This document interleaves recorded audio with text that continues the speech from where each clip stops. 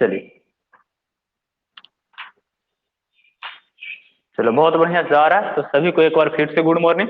हम लोग class start करेंगे। आज हम लोग पढ़ने वाले हैं क्या? तो चलिए, हम लोग आज नया टॉपिक स्टार्ट करने वाले हैं, माध्य।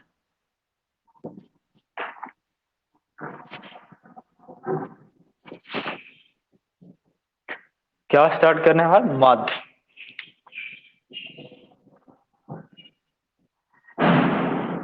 माध्य को अंग्रेजी में कहते हैं मीन। तो हम लोग का स्टार्ट करने वाले हैं माध्य। और माध्य को हम लोग क्या कहते हैं भाई साहब? हम लोग माध्य को कहते हैं मीन। हम लोग माध्य को क्या कहते हैं? मीन।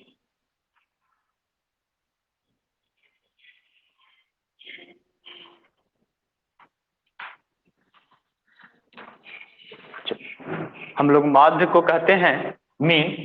मीन देखेंगे, मीन होता क्या है। तो सबसे पहले माध्य को हम लोग एक और नाम जानते हैं, इसको हम लोग औसत भी कहते हैं। औसत आप लोग समझ गए होंगे, पढ़े भी होंगे। औसत मतलब कि एवरेज। औसत मतलब कि एवरेज। औसत कहने का मतलब क्या? एवरेज। माध्य को हम लोग औसत भी समझते हैं। औसत हम लोग किसको कहते हैं भाई? औसत होता है सभी प्रेक्षणों का जोड़ अब बटा में सभी प्रेक्षणों की संख्या। सभी प्रेक्षणों का जोड़ अब बटा में सभी प्रेक्षणों की संख्या। सभी प्रेक्षणों का जोड़ और बटा में सभी प्रेक्षणों की संख्या। हम लोग का माध्य यही होता, औसत यही होता कि सभी प्रेक्षणों का जोड़, योग और बटा प्रेक्षणों की कुल संख्या। प्रेक्षणों की कुल संख्या। तो इस पे ज्यादा समय नहीं लेंगे। यही हम लोग का माध्य कहलाता है, यही हम लोग औसत कहलाता है, यही हम लोग को क्या कहलाता है? औसत। और इसी चीज को हम लोग क्या कह सकते हैं? माध्य। इसी चीज को हम लोग क्या कहेंगे? माध्य। माध्य कहने का मतलब मीन, और औसत कहने का मतलब एवरेज। औसत कहने का मतलब क्या लिखेंगे? एवरेज। माध्य कहने का मतलब मीन, औसत कहने का मतलब क्या लिख सकते हैं? एवरेज। तो इस पे ज्यादा समय नहीं लेंगे, क्योंकि प्रेक्षण के बारे में हम लोग पहले से बहुत काफी डिस्कस कर चुके हैं कि प्रेक्षण होता है क्या। प्रेक्षण कहने का मतलब जो भी हम लोग प्रयोग करते हैं, जो भी हम लोग, तो वहां से हम लोग के पास जो भी प्रेक्षण मिलता है, तो उसकी जो टोटल, जैसे कह सकते हैं कि चलिए एक सिंपल एग्जांपल लेते हैं कि, सिंपल एग्जांपल ये लेते हैं कि मान लेते हैं कि एक लड़का है एक लड़का है जो एक खाना खाता है। खाना खाता है, डेली रोटी खाता है। डेली क्या खाता है? रोटी। सुबह सुबह शाम में डेली रोटी खाता है। सुबह या शाम कभी भी कर सकते हैं, सुबह सुबह डेली रोटी खाता है। तो मान लेते हैं कि एक शुरू दिन 4 रोटी खाया, अगला दिन 2 रोटी खाया, फिर अगला दिन 3 रोटी खाया, फिर 4 रोटी खाया, फिर 5 रोटी खाया, फिर 4 रोटी खाया, फिर 2 रोटी खाया। इस प्रकार से चलिए 5 ही दिन का लेते हैं। इस प्रकार से इस प्रकार से इस प्रकार से वह लड़का जो है 5 दिन तक खाया रोटी, 5 दिन तक खाया रोटी। तो हम इसका माध्य निकालना चाहेंगे। माध्य निकालना चाहेंगे तो कितना होगा? माध्य कहने का मतलब, औसत की कहने का मतलब एक दिन में कितना रोटी खा रहा है। औसत कहने का मतलब कि एक दिन में कितना रोटी खा रहा है। यदि 5 दिन में उतना खाया तो एक दिन में क्या होगा? तो उसी चीज को हम लोग माध्य कहेंगे कि यदि पहला दिन इतना, दूसरा दिन इतना, तीसरा इतना, चौथा इतना, पांचवा इतना, तो माध्य क्या होगा? तो माध्य क्या होगा? माध्य कहने का मतलब उसका अप्रोक्स, मतलब कि एक दिन में लगभग कितना रोटी खा रहा है। तो यहाँ से हम लोग निकाल सकते हैं क्या, कि क्या लिखे? प्रेक्षणों का कुल योगफल। तो 4+2+3+4 और +5, और बटा में हम लोग योग करेंगे तो क्या हो जाएगा? 1 2 3 4 5, टोटल 5 संख्या। बात आ रहा है समझ में? 1 2 3 4 5, टोटल 5 संख्या। और ऊपर टोटल को जोड़ेंगे, 4 2 6 6 3 9, 9 4 13, 13 5 18, 18/5 हम लोग भाग लगाएंगे तो क्या हो जाएगा? हम लोग भाग लगाएंगे तो हो जाएगा 3.6, यानी कि 3.5 रोटी से थोड़ा सा ज्यादा एक दिन में आदमी खा रहा है, यदि अप्रोक्स हम लोग माध्य निकालते हैं तो। और हम लोग पढ़े थे, जब हम लोग आंकड़ा के बारे में थोड़ा सा उसके बारे में जान रहे थे, उस चीज को हम लोग डिस्कस कर रहे थे, उसके परिभाषा सीख रहे थे, तो वहां पे हम कहे थे कि हम लोग यहाँ पढ़ेंगे, माध्य पढ़ेंगे, औसत भी पढ़ेंगे। और औसत जो है हमेशा जो एकदम रियल मान को नहीं, उसका औसत को बताता है ना। तो हम लोग यहाँ पे औसत को लेकर पढ़ेंगे, औसत ही पढ़ेंगे। तो चलिए, तो औसत है जो आंकड़ा का मतलब कि एक वैल्यू निकाल लेता है, एवरेज निकाल लेता है, माध्य निकाल लेता है, उसको लेकर हम लोग चलेंगे।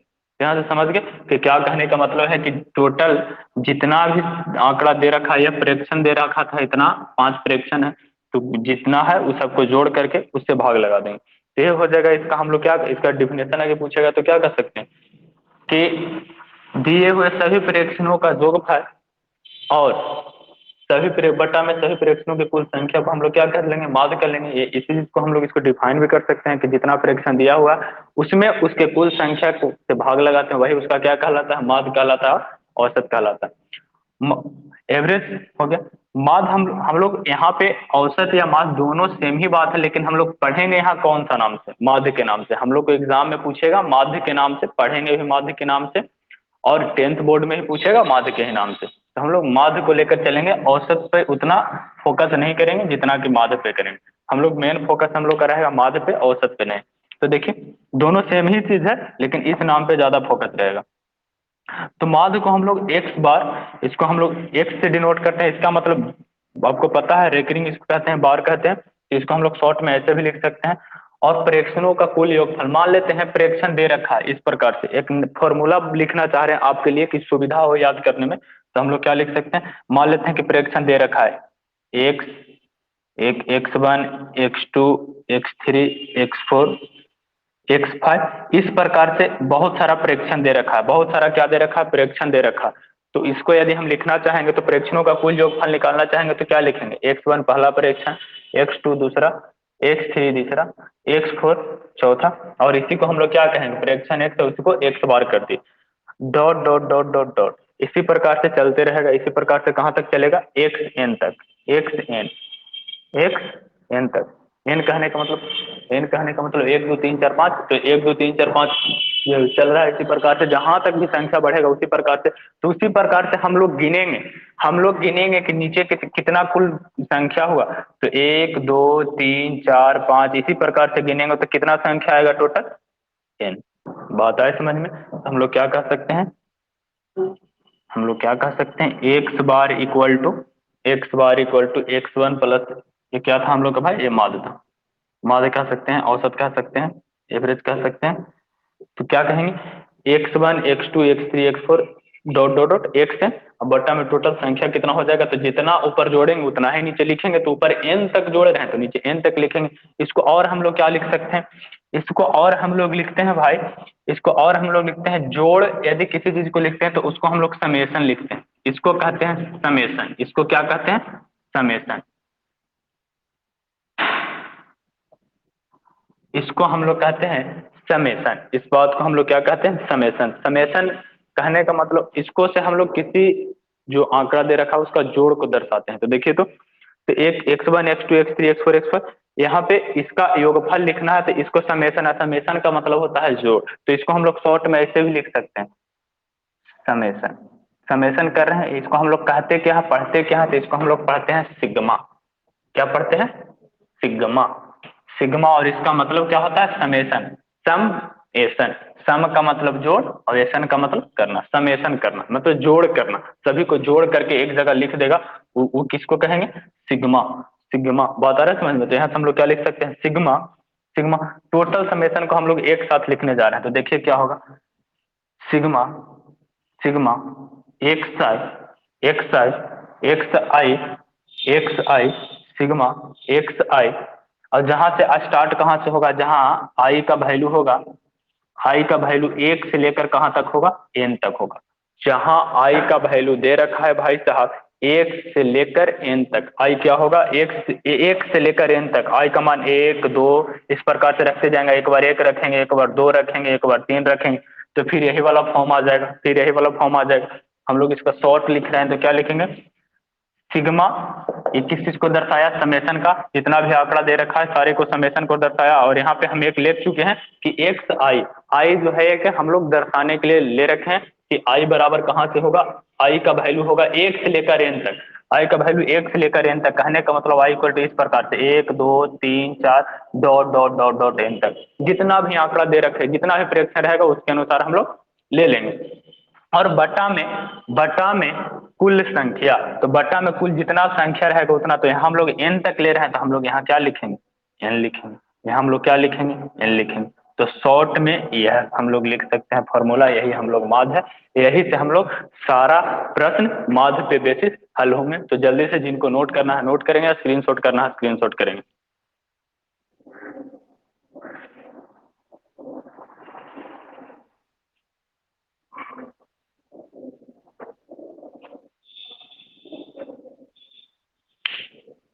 वो वाला गेट खोलो आकाश।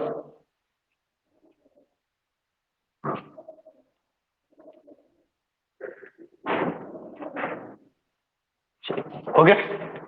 तो यह तो था, सिर्फ इसके बारे में हम लोग चर्चा किए हैं, इसका फॉर्मूला लिखने का प्रयास किए हैं कि माध्य बराबर हम लोग कैसे निकालने के लिए कहेंगे। तो सिंपल सा बात है कि सभी जितना भी दे रखा गया सभी को जोड़ेंगे और जितना रहेगा उस सभी को क्या कर लेंगे, भाग दे देंगे गिनकर, सभी को गिनकर क्या कर देंगे, भाग।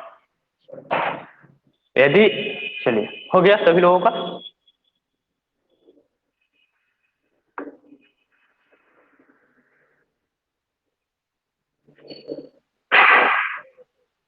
चलिए बहुत अच्छा। तो अभी तो सिर्फ फॉर्मूला के बारे में हम लोग चर्चा किए, नहीं भी समझ में आया तो कोई टेंशन लेने की बात नहीं है, हम लोग आगे देखते हैं एकदम पूरा समझ में आने वाला। देखिए इसी बात को हम फिर से लिख देते हैं। चलिए अभी तक हम लोग क्या क्या देख पाए उस बात को हम फिर से बोर्ड पे एकदम साफ साफ सुंदर सुंदर अक्षरों में लिख देते हैं, ताकि आपको नोट्स में लिखने में आसानी हो। चलिए, तो हम लोग अभी तक क्या पढ़े, हम लोग पढ़े भाई कि माध्य हम लोग निकालेंगे तो क्या लिख पाएंगे, जितना भी प्रेक्षण दिया हुआ है प्रेक्षणों का, सभी प्रेक्षणों का, जितना भी प्रेक्षण दिया हुआ है सभी प्रेक्षणों का कुल योगफल, कुल योगफल अब बटा में प्रेक्षणों की कुल संख्या।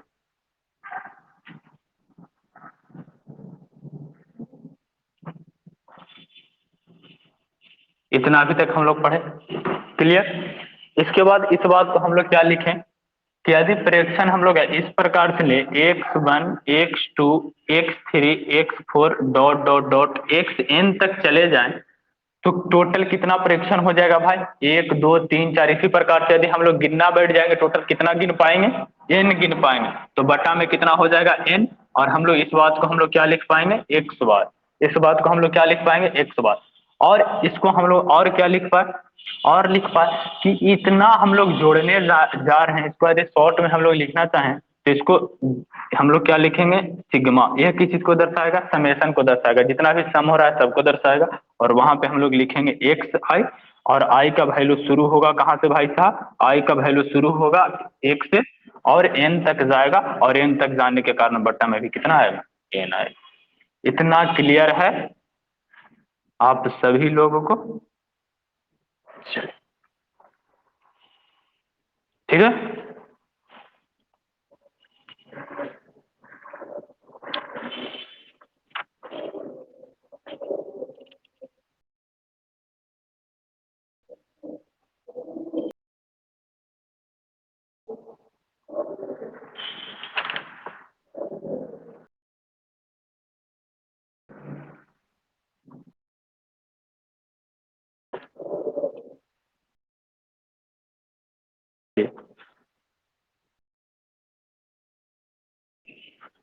2 4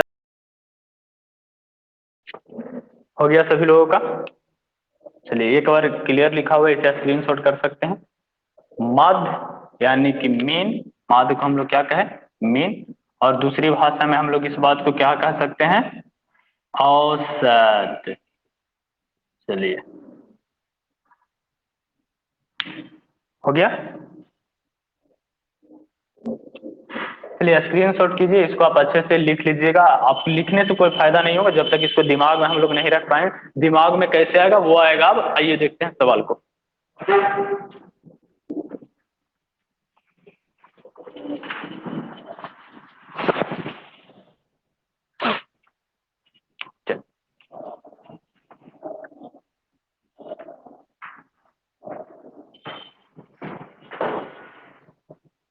चलिए एक आंकड़ा दे रखा है कि, ऐसे लिखिए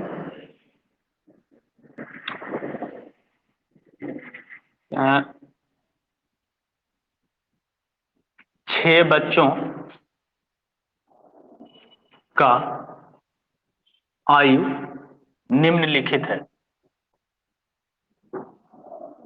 6 बच्चों का आयु निम्नलिखित है। तो 6 बच्चों का आयु निम्नलिखित है। आयु लिखने का प्रयास कीजिए। चलिए लिखते हैं आयु। 7 वर्ष, 7, 5। आयु जो है सब वर्ष में है। आयु जो है सब क्या है, वर्ष में है। चलो वर्ष में 5, 6,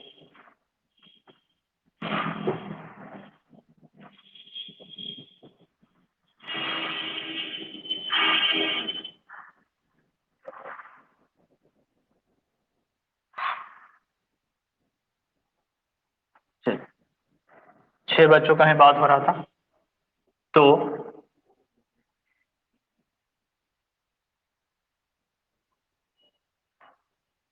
इनके आयु का माध्य बताएं।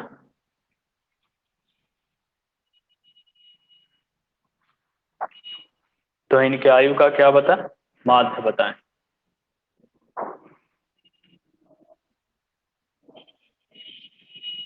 चलिए सबको बताने हैं इसका माध्य।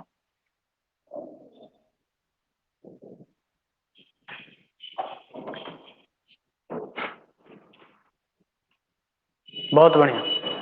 तो देखिए तो हल हम लोग लिखेंगे माध्य इक्वल टू क्या लिख पाएंगे, सभी प्रेक्षणों का कुल योगफल, सभी प्रेक्षणों का कुल योगफल, और बटा में क्या लिख पाएंगे भाई साहब, कुल संख्या। किसका कुल संख्या, प्रेक्षणों का छूट चुका है। चलिए लिख लेते हैं, प्रेक्षणों का कुल संख्या, यही तो हम लोग का है। चलिए तो ये तो फॉर्मूला है, अब इसको ही हम लोग अप्लाई कैसे करेंगे। तो सभी प्रेक्षण, तो प्रेक्षण क्या दे रखा है, चलिए लिखते हैं 7, 5, 6, 4, 9। तो सभी को जोड़िए, 7 प्लस 5 प्लस 6 प्लस 4 और प्लस 5 और प्लस 9। और बटा में कितने संख्या है भाई, तो ऐसे भी 6 दे रखा है, नहीं तो वापस गिन लेते हैं, 1 2 3 4 5 और 6। तो बटा का टोटल 6। टोटल को सम कीजिएगा तो कितना आएगा, 7 5 12, 12 6 18, 18 और 4 22, 22 और 5 यानी कि 27, 27 और 9 आ जाएगा 36। 36 बटा का 6 यानी कि कितना आने वाला है, 6। यानी कि इनका माध्य कितना हो गया भाई, 6 वर्ष। कितना हो गया, 6 वर्ष। बता रहे हैं समझ में।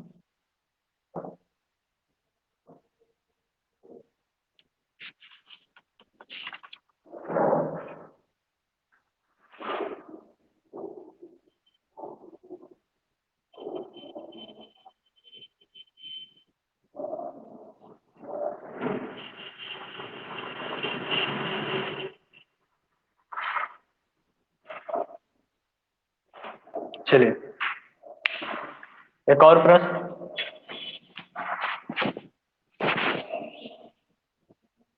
संख्याएं संख्याएं 5 7 8 13 12, 13 12 6 10 11 का माध्य ज्ञात कीजिए। चलिए जल्दी से बताएंगे कि माध्य क्या होगा। प्रश्न है, संख्याएं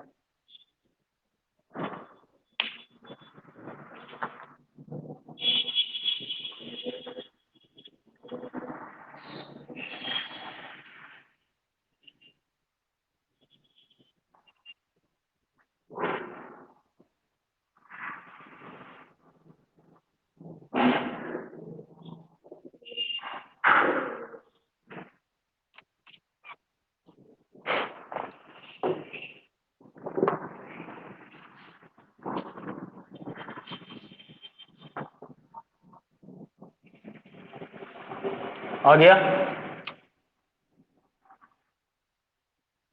माध्य बराबर क्या होता है, प्रेक्षणों का कुल योगफल। बहुत बढ़िया काजल, बहुत बढ़िया, 9 आएंगे। चलिए, प्रेक्षणों का कुल योगफल और बटा में कुल संख्या। तो प्रेक्षणों का कुल योगफल बार बार तो फॉर्मूला लिखेंगे नहीं, तो चलिए कुल योगफल डायरेक्ट करते हैं। 5 + 7 + 8 + 13 और +12 + 6 + 10। इतना ही प्रेक्षण है या कोई छूट गया? देख लेंगे अच्छे से एक बार। अब गिन लेंगे टोटल कितने प्रेक्षण है। 1 2 3 4 5 6 7। बट्टा का कितना हो जाएगा? 7। अब काउंट करेंगे ऊपर, सभी को ऐड करेंगे, कितना हो जाएगा? 7 और 5 12, 12 और 8 कितना हो जाएगा? 20। 20 और 13 33 और 12 कितना हो जाता है? 45। 45। हाँ, गड़बड़ गड़बड़। देखिए तो कहाँ काउंट करने में गड़बड़ हो गया। 20 और 13 33 33। कहाँ? 6 10। अच्छा, 11 छूट चुका है ना। टोटल 8 है। चलिए टोटल 8 हो गया, एक छूट चुका था तो टोटल 8 हो गया। टोटल 8 हो गया, तो काउंट कीजिए, यहाँ तक हम लोग पहुंच चुके थे 45। 45 और 6 51, 51 और 10 61। 61 और 11 क्या हो जाएगा? 72। 72/8। 9 8 का 72, यानी कि औसत हम लोग के पास कितना आ गया प्यारे भाई? 9। औसत हो जाएगा, यानी कि माध्य हो जाएगा हम लोग का 9। चलिए 11 छूट चुका था, बहुत बढ़िया। चलिए आप सभी का ध्यान है, माध्य हम लोग का हो जाएगा 9। चलिए,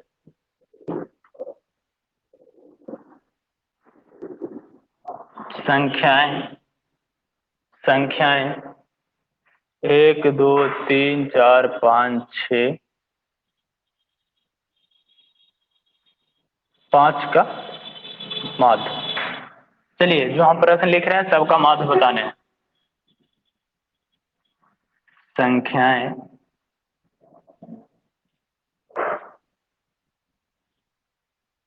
संख्याएं 1 3 5 7 9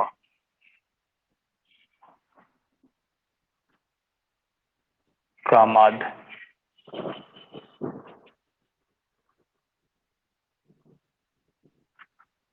संख्याएं 2 4 6 8 10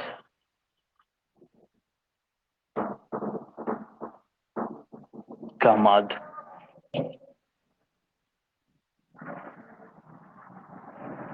संख्याएं 3 6 9 12 15 18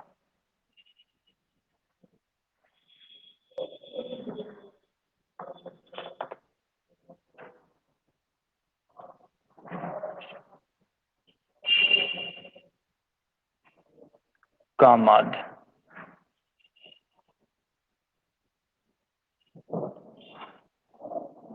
निकालिए तो इतना का माध्य। आपको माध्य बताने हैं सारे संख्याओं का।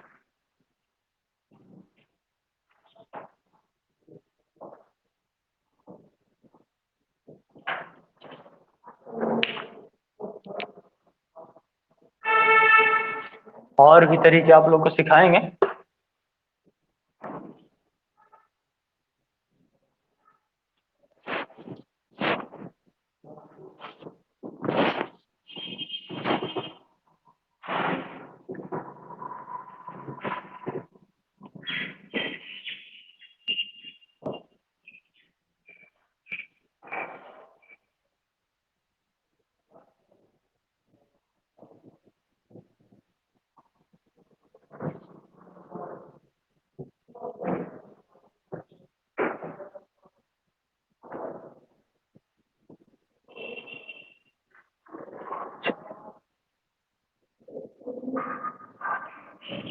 चलिए, बन गया।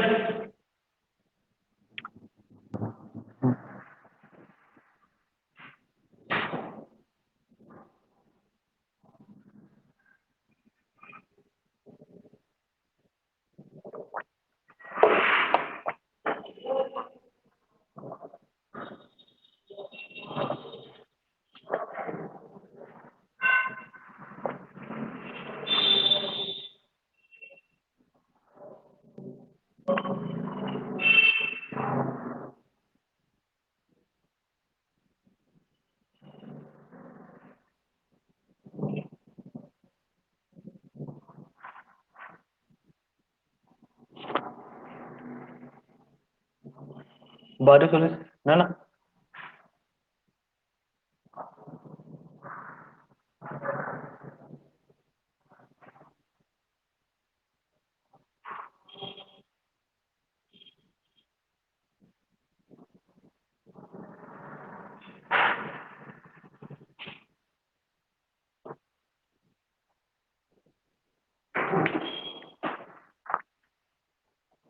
चलिए बहुत बढ़िया, सारे प्रश्न बन चुके हैं। अब देखिए इस प्रश्न को, ये पहला, ये दूसरा, हम पहला दूसरा तीसरा कर लेते हैं ताकि आसानी हो।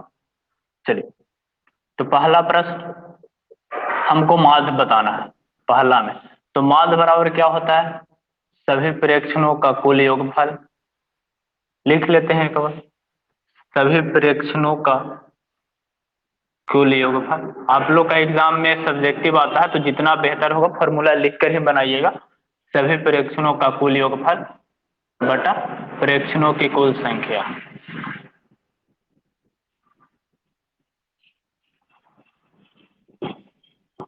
ठीक है, तो आप लोग को फॉर्मूला लिख कर ही बनाना है, क्योंकि एग्जाम में आएगा तो सब्जेक्टिव ही आएगा, ऑब्जेक्टिव नहीं आएगा। ऑब्जेक्टिव भी आएगा तो ऑब्जेक्टिव के लिए भी क्या बार बार हम लोग इतना जोड़ेंगे इस तरीके का प्रश्न को, उसके लिए भी देख लेंगे कि क्या उपाय है, उसके लिए भी हमारे पास उपाय है भाई। देखिए क्या कर पाएंगे, सभी प्रेक्षणों का कुल योग। तो प्रेक्षण क्या क्या दे रखा, 1 2 3 4 5, सभी को जोड़ लेंगे अब बटा का 5। तो जोड़े हैं तो बताइए कितना आ जाएगा, 5 4 9 9 3 12, 12 और 3 15, 15/5, यानी कि कट गया, कितना आया 3 आ गया। दूसरा का देखेंगे, दूसरा प्रश्न का यदि माध्य निकालने जाएंगे तो क्या होगा, सभी प्रेक्षणों का जोड़ 1 + 3 + 5 + 7 + 9 बट्टा का, इसमें भी कितना है 1 2 3 4 5, पांच ही संख्या इसमें भी है तो पांच ही। अब देखिए ये कोई फिक्स नहीं है, क्योंकि हम 4 5 प्रश्न ले चुके हैं जिसमें पांच ही आया है सिर्फ। तो ये कोई फिक्स नहीं है कि बटा में नीचे 5 ही होगा, जितना ऊपर संख्या रहेगा उतना ही होगा। 1 2 3 4 5, अब 5 ही है तो 5 ही लेंगे। 6 रहता तो 6 लेते, 7 रहता तो 7 लेते, 8 रहता 8 लेते, 10 रहता 10 लेते। तो देखिए 3 1 4, 4 और 5 9, और 9 5 कितना हो जाएगा भाई, 9 5 14, 14 और 7 20,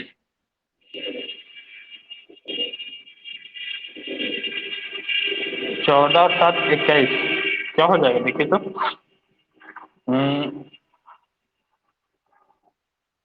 9 7 16, 16 4 20, अच्छा 25 हो रहा है जोड़कर, देखिए मिस्टेक, 5, इसका औसत कितना आया 5, हो गया। अगला देख सकते हैं माध्य, अगला देख सकते हैं माध्य, 2 + 4 + 6 + 8 + 10, इसमें भी 5 ही संख्या है। तो भाग दे देंगे, 2 4 6 6 6 12 12 8 20 20 10 30, 30 बटा का 5 6, इसका माध्य इतना इतना आप लोग के पास आया होगा। इसका देख लेते हैं भाई, लास्ट चौथा का माध्य, यानी कि 3 + 6 + 9 + 12 और +15 और +18, इसमें टोटल कितनी है, 1 2 3 4 5 6, इसमें टोटल 6 संख्या है। जोड़कर बताइएगा कितना आता है जोड़कर, 9, 9 3 6 9 9, 9 दूना का 18, 18 दूना का 36, 36 और 12 48, 48 और 10 58 और 5 63 ही आया है जोड़कर, या कुछ और आया है बता दीजिएगा। 21 63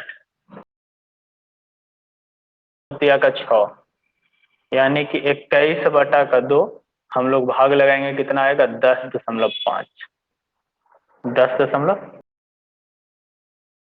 आप लोग का माध्य आया। अब हम लोग देख पाएंगे कि क्या हम लोग के पास लगातार संख्या है। देखिए तो यहाँ पे गेस किए होंगे कि संख्याएं लगातार है, 1 2 3 4 5, यहाँ पे गेस किए होंगे कि 1 3 5 7 9 है। यहाँ पे क्या है, 2 4 6 8 10 है। मतलब यहाँ इसको सम संख्या आप लोग समझते हैं, इसको विषम संख्या कहते हैं। ये तो प्राकृत संख्या में सम और विषम दोनों आ जाता है। यदि इस प्रकार का संख्या लगातार होगा, जब संख्या लगातार हो, इस प्रकार से दिया हुआ हो, लगातार संख्या का सिर्फ बात करें, सभी संख्याओं का नहीं। जैसे अभी हम लोग देख रहे थे इस प्रकार से, 5 8 6 4 5 6। तो इस यह लगातार संख्या नहीं है, यह कोई लगातार संख्या नहीं है।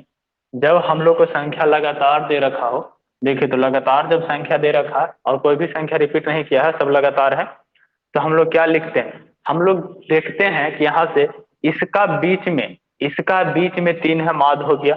इसका बीच में 5 है, माध्य हो गया। इसका बीच में 6 है, माध्य हो गया। हुआ कि नहीं? जब संख्या लगातार होता है, जब संख्या लगातार होता है तो बीच में जो संख्या होता है वही हो जाता है माध्य। वही क्या हो जाता है? माध्य। देखिए, जब संख्या लगातार हो तो बीच वाली संख्या ही क्या हो जाती है? माध्य। और माध्य निकालने का दूसरा क्या होता है? माध्य निकालने के लिए इतना, यदि संख्या लगातार दे रखा है, यदि संख्या लगातार दे रखा है तो ज्यादा हम लोग को करना नहीं है। फर्स्ट वाला हम लोग को पता है कि 3 आ रहा है, तो देखो फर्स्ट वाला और लास्ट वाला दोनों को जोड़ेंगे और संख्या कितना हो जाएगा? फर्स्ट और लास्ट जोड़ेंगे तो टोटल कितने संख्या? 2 संख्या। और भागा दे देंगे। देखिए, फर्स्ट 1 है, लास्ट कितना है? 5 है। दोनों को जोड़ेंगे कितना आएगा? 6/2। यानी भाग देंगे तो कितना आएगा? 3। भाग देंगे कितना आएगा? 3। यानी ऑब्जेक्टिव के लिए बता रहे हैं कि जब संख्या लगातार दे दिया जाए तो हम लोग को सिर्फ पता करना है फर्स्ट क्या है और लास्ट क्या है, और भाग कितना से दे देना? 2। क्योंकि फर्स्ट और लास्ट 2 ही संख्या ना टोटल होगा। हम लोग पढ़े हैं कि टोटल प्रेक्षण और बटा प्रेक्षण का कुल संख्या, प्रेक्षण का कुल योगफल बटा में कुल संख्या। तो प्रेक्षण हम लोग जोड़ेंगे फर्स्ट और लास्ट 2, और बटा में कुल संख्या, तो फर्स्ट और लास्ट जोड़ेंगे तो टोटल कितना होगा? 2 ही होगा। अब देखिए, कोई जरूरी नहीं है कि फर्स्ट और लास्ट, यदि दूसरा आगे से लेंगे सेकंड तो पीछे से भी सेकंड लेंगे, आगे से सेकंड पीछे से भी सेकंड, आगे से पहला पीछे से भी पहला, आगे से दूसरा पीछे से भी दूसरा, यानी कि 2 और 4 जोड़ेंगे तो कितना हो जाएगा? 6/2, यानी कि कटेगा तो भी माध्य कितना। और इस तरह से यदि हम लोग बीच में चलेंगे तो वो तो माध्य होगा ही लगातार वाली संख्या में। यहाँ भी देख सकते हैं, आगे का पहला तो पीछे का पहला, 9 और 1 10/2, माध्य कितना आ जाएगा? 5। आगे का दूसरा पीछे का दूसरा, 3 और 7 10/2, माध्य कितना? 5। और बीच वाला तो माध्य होगा ही 5। अब देखिए, 2 और 10 भागा कितना से देंगे? 2। तो 2 और 10 12/2, 6। 4 और 8 12/2, 6। यानी कि यदि आगे से हम लोग पहला लेंगे पीछे से भी पहला लेंगे, और भाग कितना से करना है? टोटल 2 संख्या तो 2 ही से भाग करेंगे तो माध्य आ जाएगा। आगे से दूसरा तो पीछे से दूसरा, आगे से तीसरा पीछे से तीसरा, आगे से चौथा पीछे से चौथा। और देखिए, अब बीच वाला तो माध्य हो गया। अब ऐसे कह सकते हैं कि आगे से हम तीसरा लेंगे ना, अब इसको हमको मैं आगे से तीसरा लेना ही है तो लो भाई आगे से तीसरा। ऐसे हम कह दिए कि बीच वाला होगा तो आगे से तीसरा क्या आएगा? 5। पीछे से भी तीसरा क्या आएगा? 5 ही आएगा। तो 5 और 5 2 बार जोड़ेंगे और बटा का 2, यानी कितना हो जाएगा? 10/2। माध्य कितना हो जाएगा भाई? 5। आगे से तीसरा 3, पीछे से तीसरा 3, 3 3 6/2, फिर से कितना आ जाएगा? 3। तो बीच वाला तो ऐसे भी हम लोग जानेंगे कि माध्य ही होता है, औसत ही होता है। तो यह ऑब्जेक्टिव के लिए है। यह किसके लिए है भाई? ऑब्जेक्टिव के लिए। ऑब्जेक्टिव में आ जाएगा तो क्या बार बार हमें से जोड़ते फिरेंगे कि 5 को ले लिया जोड़ रहे हैं? अरे सब्जेक्टिव में आएगा तो आपको इसी प्रकार से बनाना है, नहीं तो नंबर काट लिए जाएंगे। लेकिन ऑब्जेक्टिव में आ गया तो ऑब्जेक्टिव में तो आप किसी भी तरह से बनाइए, आपको तो बस ऑब्जेक्टिव हल करने से मतलब है। और जो आप लोग कंपटीशन के एग्जाम, अभी तो 9th में है तो अभी तो 9th लेवल का ही सोचेंगे। तो इससे यदि आगे हम लोग पढ़ेंगे, 9th 10th पास हो जाएंगे, 11th 12th, तो कंपटीशन के क्षेत्र में कोई जाएंगे तो वहां पे जब प्रश्न पूछे जाते हैं तो वहां पे आप सब्जेक्टिव नहीं बना पाएंगे, क्योंकि सब सारा समय बर्बाद हो जाएगा एक ही प्रश्न में। तो वहां पे यह रूल काम आएंगे जो हमें अभी हम लोग जो सीखे कि जब लगातार संख्याएं होती है तो इस तरीके से हम लोग माध्य निकाल लेते हैं। और माध्य को ही हम लोग क्या कहते हैं? औसत। तो आगे चलेंगे तो हम लोग औसत के नाम से पढ़ेंगे, और यहाँ पे है तो हम लोग माध्य के नाम से पढ़ रहे हैं। दोनों बात सेम ही है। चलिए, इस बात को याद रखें। हो गया? तो इतनी सी बात आप लोग को समझ में आई या फिर कोई दिक्कत है? हमें जल्दी से बताएंगे, कमेंट करके जल्दी से बताएंगे कि इतनी सी बात आप लोग को समझ में आए या फिर अभी भी कोई दिक्कत है। अब देखिए, संख्या तो यहाँ भी देखिए लगातार लगातार है, संख्या लगातार है। देखिए, यहाँ पे लगातार है लेकिन विषम संख्या लगातार है, कोई बीच में गैप नहीं किया है। यहाँ लगातार है लेकिन सम संख्या लगातार है कि नहीं? यहाँ पे भी देखिए लगातार है। कैसे लगातार है? ये 3 के गुणज के रूप में है। 3 6 9 12 15 18, इस प्रकार से। बात आ रहे हैं समझ में? तो यदि देखिए, यहाँ 3 का गुणज का रूप में है, यहाँ भी जोड़ते तो क्या होता है? यहाँ भी लगातार है। 3 का 3, 3 दूनी का 6, 3 तिया का 9, 3 चौके 12, 3 5 15, 3 6 18, यानी सब एक ही पहाड़ा में आ रहा है, एक ही टेबल में आ रहा है, तो उसको हम लोग कहते हैं उसका गुणज होना। उसका क्या होना? गुणज होना। तो आपको बात समझ में आ रहा होगा। तो देखिए, यहाँ से भी निकाल सकते हैं। क्या होगा? पहला आगे से 2 पीछे से 2, तो बीच वाला तो इसमें है नहीं, तो इसमें बीच में 2 है, तो दोनों को जोड़ दीजिए। 9 2 क्या हो जाएगा? 21, 12 9 21, 21/2 कितना हो जाएगा? 10.5। आगे का पहला पीछे का पहला, 18 और 3 21/2, 10.5। आगे का दूसरा पीछे का दूसरा, कितना हो जाएगा 15 6 21 बटा का 2 10.5।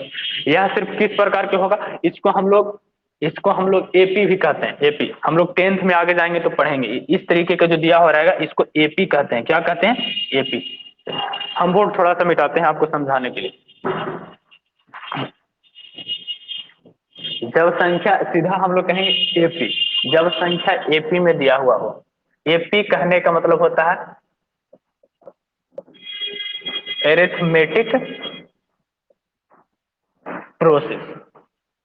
एरिथमेटिक प्रोसेस ये हम लोग को 10th में पढ़ना। एरिथमेटिक और बोर्ड में यहाँ से प्रश्न बहुत सारे आते हैं। एपी का मतलब होता है एरिथमेटिक प्रोसेस। इसको हम लोग समानांतर श्रेणी कहते हैं। समानांतर श्रेणी। तो देखिए ये क्या होता है एपी, ये क्या होता है एपी, ये क्या होता है समानांतर श्रेणी।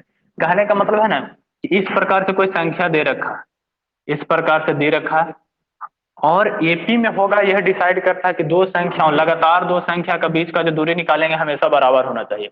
लगातार दो संख्या के जो बीच का हम लोग दूरी निकालेंगे हमेशा बराबर होना चाहिए। जैसे देखिए लगातार दो, अब ये नहीं कि आगे से पहला ले लिए अब पीछे से पहला ले लिया, अब दूरी निकाल रहे हैं तो बराबर नहीं होगा।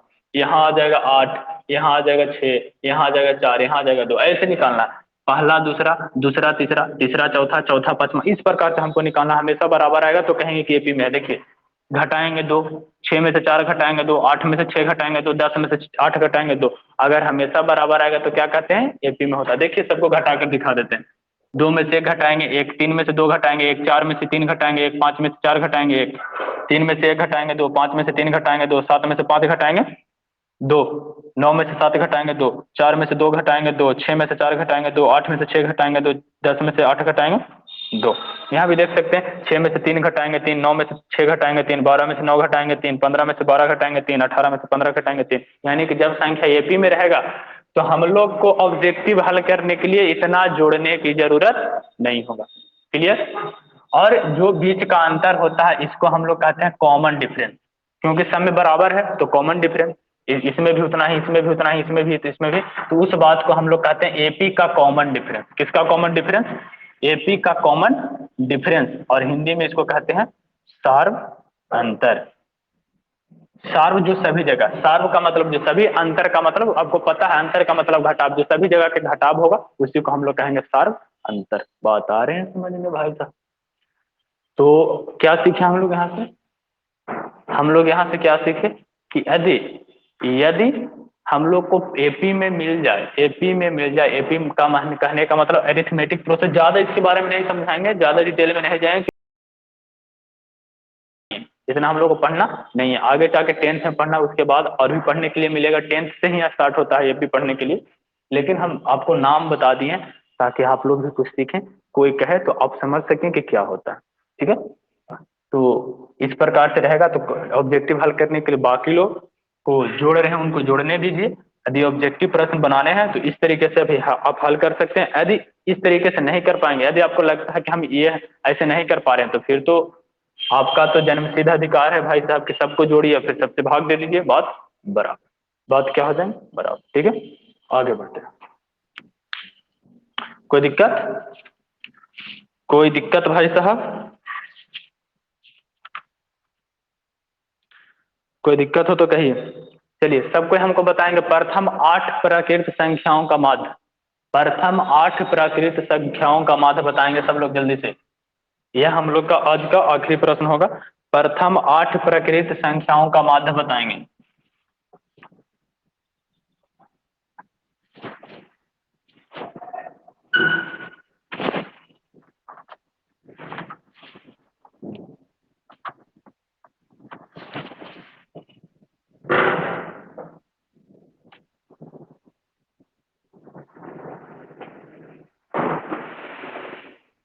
प्रथम 8 प्राकृत संख्याओं का माध्य 4.5। चलिए देख लेते हैं। प्रथम 8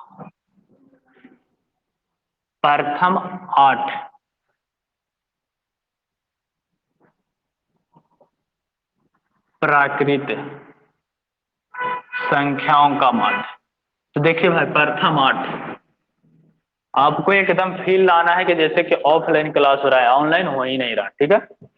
चलिए प्रथम 8 प्राकृत प्राकृत संख्या कहाँ से स्टार्ट होता है? आपको सबको पता है कि गिनती की संख्या को कौन सी संख्या कहते हैं? प्राकृत संख्या। और प्राकृत संख्या 1 से स्टार्ट होता है। 1 2 3 4 5 6 7 8, इसे डॉट डॉट एन तक जाएगा, अनंत तक जाएगा।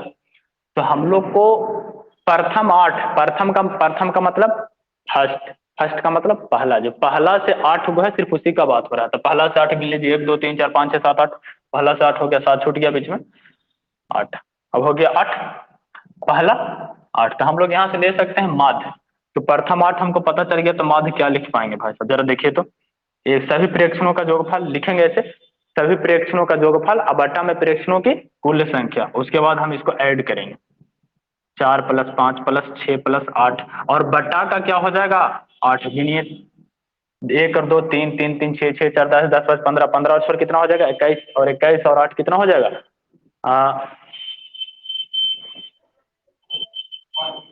7 छूट गया, चलिए।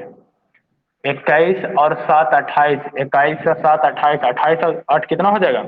36, 36/8। चलिए भाग दे देते हैं, कितना हो जाएगा? 2 चौ 8, 9 चौके 36, यानी कि 4.5। कितना आ गया भाई साहब? 4.5। ये तो सब्जेक्टिव के लिए हो गया। यदि प्रश्न यही ऑब्जेक्टिव में हमसे पूछ देता तो क्या करते हैं? ऑब्जेक्टिव में पूछ देता तो क्या करते हैं? अब इसके लिए देखिए बहुत सारे तरीके हैं कि देखिए एपी में है या नहीं है। एपी तो आपको दिख रहा है कि लगातार संख्या, एपी कहने का मतलब लगातार संख्या, किसी का गुणज हो जाएगा, किसी का गुणज हो। सिंपल याद रखें, कोई एक ही पहाड़ा में आना चाहिए। एपी होने के लिए है कि कोई एक ही पहाड़ा में आना चाहिए। देखिए तो वही सेम टू सेम, 1 2 3 4, यानी एका में टोटल आ रहा है। ये लगातार पढ़ेंगे, एकम 1 1 2 1 3 4 1 5 1 6, ऐसा होता है कि नहीं? तो देखिए सबका बीच का अंतर बराबर है, लगातार संख्या। तो ये भी लगातार नहीं पहचानने आएगा तो फिर क्या पहचानिएगा? एक के बाद दो ही होता है, दो के बाद तीन ही लगातार है। तो यहाँ से हम लोग क्या कर सकते थे कि हमको पता है प्रकृत संख्या 1 से चालू होगा, और प्रथम 8 को कह रहा है तो अंतिम संख्या 8 होगा। 1 से शुरू होगा और अंतिम होगा 8 पर, दोनों पे जोड़ेंगे 9/2, यानी कि 4.5। अब बना लीजिएगा, बना लीजिएगा। देखिए क्लास में जुड़िए तो लास्ट तक बने रहिए। जो लास्ट तक बने रहेंगे, फायदा सिर्फ उन्हीं को होगा। जो शुरू में ही छोड़कर भाग जाएंगे उनको कोई फायदा होने वाला है नहीं। तो जैसे ही फॉर्मूला लिखा तो है, हमसे होने वाला नहीं है। तो अभी हार मान जाइएगा 9th में, तो फिर आगे जाके क्या कीजिएगा? देखिए अब लास्ट में जो लास्ट तक रुके उनको कितना फायदा हो रहा है। देखिए क्या कर, या हम लोग कर सकते थे कि पहला से दूसरा क्या हो जाएगा? 2, तो पीछे से दूसरा क्या हो जाएगा? 7, 7 + 2/2, 9/2, यानी कि क्या लिख सकते हैं? 4.5। ये ऑब्जेक्टिव में हल करने के लिए हो गया, है कि नहीं? मस्त। अब देखिए बीच में भी निकाल सकते हैं। आप कहेंगे मैं बीच वाला बताइए, बड़ा तेज है तुम लोग। देखो तो बीच वाला देखते हैं, आगे से तीसरा, तो आगे से 3 पीछे से 3, बीच में कोई नहीं है, बीच में दोनों है तो दोनों को जोड़ दो, बीच में दोनों को जोड़ दो, तो कितना हो जाएगा? 4 + 5/2, फिर से 9, 9/2, फिर से 4.5। नहीं तो आगे चलेंगे तो क्या 4.5? देखिए 4.5 ये दोनों के बीच में ही आता है। यहाँ से आगे चलेंगे, यहाँ से पीछे आएंगे तो ये दोनों के बीच में 4.5 मिलेगा। जैसे एक और 2 के बीच में क्या मिलता है? 1 और 2 के बीच में क्या मिलता है? 1.5 मिलता है कि नहीं मिलता? तो इसी प्रकार से 4 और 5 के बीच में 4.5 तो मिलेगा ना, 4.5 तो मिलेगा ना। तो माध्य होता है बीच वाला ही। बात आया समझ में? बात आया समझ में? या देखिए एक और फॉर्मूला निकालते हैं। देखिए या एक और है, प्रथम n लगातार लगातार प्राकृत संख्याओं का योग। यहां से भी निकाल सकते हैं। हमको योगफल अलग निकाल लिया, फिर भाग दे देंगे। योगफल अलग निकाल लिया। अब जिसको इतना लग रहा है कोढ़ी आदमी है, कोढ़ी आदमी है, जिसको जोड़ने में भी लग रहा है 1 से 8 तक जोड़ेंगे, मत जोड़ो, उसके लिए भी फॉर्मूला है n × n+1। और n × n+1 कहाँ से आता है ये भी हम सिखाएंगे, लेकिन अभी नहीं। देखिए n × n+1, s/2, यह जोगफल होता है। तो यहाँ से क्या निकाल सकते हैं? n टोटल कितना संख्या का बात किया था? 8। टोटल 8 संख्या का बात किया था, तो 8 है 1, 9/2, यानी कि कितना? 8, और 8 है 1, 9/2। अब गुना करेंगे कितना हो, भाग देंगे कितना हो जाएगा? 4, और 9 चौके 36, यानी जोड़ के कितना आता है? 36। तो हम लोग डायरेक्ट जोगफल निकाल सकते हैं, और बटा का 8 कर लेते तो भी कितना आता है? 4.5। यहाँ से जोगफल निकाल लेते। यदि यह फॉर्मूला नहीं भी समझ में आया तो कभी कोई डरने की बात नहीं है। हम लोग का इसका अभी कोई जरूरत भी नहीं है। जब जरूरत पड़ेगा तब इसको निकाल कर भी बताएंगे कि कहाँ से आता है। फॉर्मूला आपको निकालना सिखा देंगे। फॉर्मूला आया कहाँ से? जो आप अभी रट रहे हैं कि n × n+1 होता है, उसको हम निकालेंगे। आया कहाँ से? इसे जन्मा कहाँ से? वहीं से आप निकाल लीजिएगा, तो रटने की भी जरूरत नहीं। तो आपको लग रहा होगा कि पढ़ने से मजा आ रहा है। चलिए बहुत बढ़िया। तो बताइए आप लोग को मजा आ रहा है या नहीं पढ़ने में? माध्य पढ़ने में मजा आ रहा है, औसत पढ़ने में मजा आ रहा है ना? आपको एकदम उस तरह से पढ़ाएंगे जिस तरह से कंपटीशन वाले को पढ़ा देते हैं, है ना? कि एकदम कंपटीशन में मार करके इस तरह से आना है ऑब्जेक्टिव, है ना? कंपटीशन का एग्जाम होगा, एसएससी में एग्जाम होगा, इस तरीके से, तो वहां पे इसी यही नियम काम करें, वहां पे इस तरीके से जोड़ेंगे तो समय ज्यादा बर्बाद होता है। तो ऑब्जेक्टिव के लिए बाकी लोग जोड़ते रहेगा, आप मार के चले जाओ। नाइन्थ लेवल पे भी तो होता है बहुत सारे, नाइन्थ लेवल पे भी होता है बहुत सारे, देखते हैं बहुत सारे कम्पिटेटिव एग्जाम होते रहते हैं, टेंथ लेवल पे भी होते रहते हैं, तो आप लोग भी अप्लाई कीजिए। नहीं नहीं, अभी ग्राफ नहीं पढ़ाएं, ग्राफ नहीं पढ़ाएं भाई साहब, ग्राफ भी पढ़ाएंगे, बेचैन काहे हो रहे हो? जो पढ़ा रहे हैं उस पर अभी फोकस रखिए, सारे को पढ़ाई होगा, ठीक है? तो हम लोग का मिलेंगे कल की क्लास में, समय हो चुका है, आज के लिए इतना है। तो संडे को तो क्लास, हाँ संडे को ऑफ रहते हैं जो रूटीन में आपका नहीं है वो उस दिन ऑफ रहेंगे, जब क्लास लगाना रहेगा तो हम कहेंगे कि संडे को क्लास रहेगा, नहीं कहेंगे तो इसका मतलब कि संडे को क्लास ऑफ ही रहेंगे, ठीक है? तो समझ जाइए कि संडे को ऑफ है, जब हम स्पेशल कहते हैं कि नहीं संडे को होगा तब क्लास होगा, और नहीं तो संडे को ऑफ रहे, ठीक है? तो आप लोग का काम क्या, हम कुछ प्रश्न देंगे आपको, अभी क्लास के बाद हम आपको भेजेंगे, है ना, नोट्स के रूप में, तो वहां से आपको कुछ प्रश्न हल करने हैं, नहीं तो आपके बुक में भी होगा इस तरह के बेसिक बेसिक सवाल, उसको आप हल कर सकते हैं, बुक में है बेसिक बेसिक सवाल। जैसे कहेगा, अभी जैसे हम कहें प्रथम 8 प्राकृत संख्या पूछेगा, प्रथम 8 विषम संख्या, प्रथम 8 सम संख्या, प्रथम 8 अभाज्य संख्या, प्रथम 8 भाज्य संख्या, प्रथम 8 पूर्ण संख्या, ये भी पूछेगा, तो ये आपको निकालना है, ये आपको क्या करना है, निकालना है, ठीक है? तो आपके बुक में भी होगा, ऐसे हम कुछ प्रश्न भेजेंगे भी, आपको बनाने हैं, कल संडे भी है, तो आपको इस तरीके का जितना भी प्रश्न है, जो भी किताब है आपको बनाने हैं, आपके पास जो भी बुक है उससे बना लेने हैं, नाइन्थ लेवल का जो भी प्रश्न है, नाइन्थ लेवल का जो भी प्रश्न है, और आपको इच्छा है कि नहीं थोड़ा हाई लेवल का ही बना ले तो बना सकते हो, तो और आपके लिए बेहतर हो, ठीक है? तो मिलेंगे हम लोग मंडे को, तब तक के लिए जय हिंद जय भारत।